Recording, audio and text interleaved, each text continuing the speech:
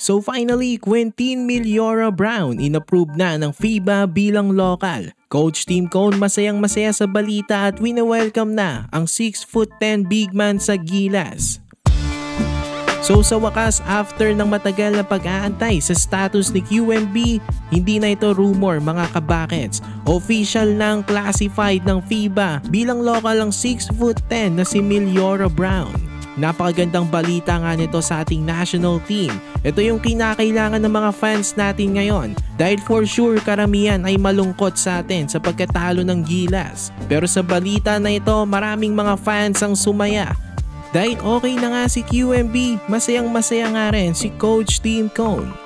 Sinabi nga nito kay QMB na he's awesome, love to have him, he is physical, he gets to the offensive boards real well, great size. Ayan ang dinescribe ni Coach Tim sa game nito ni QMB. At hindi naman nagkakamali dito si Coach Tim dahil physical ngang maglaro itong si QMB. Katawan pa nga lang nito ay talagang pang pisikalan na. At great size dahil isa siyang 6'10" at barakong pangangatawan.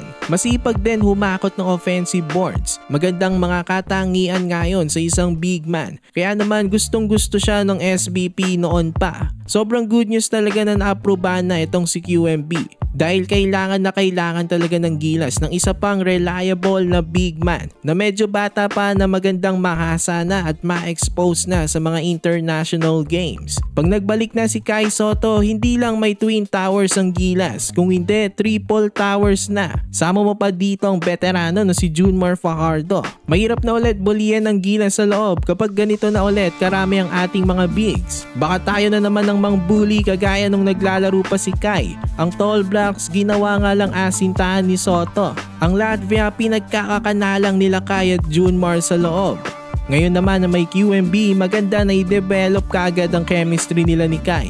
By the way mga kabakets, focus na ang Gilas sa World Cup qualifiers. Ito nga ang kanilang schedule. As makikita natin, Guam ang una nating makakalaban. At next year, New Zealand at Australia.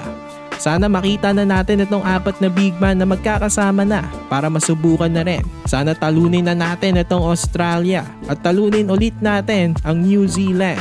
So yun lang naman mga kabakets. For more Gilas content, ilike nyo na ang ating video at mag-subscribe na rin sa JB Buckets.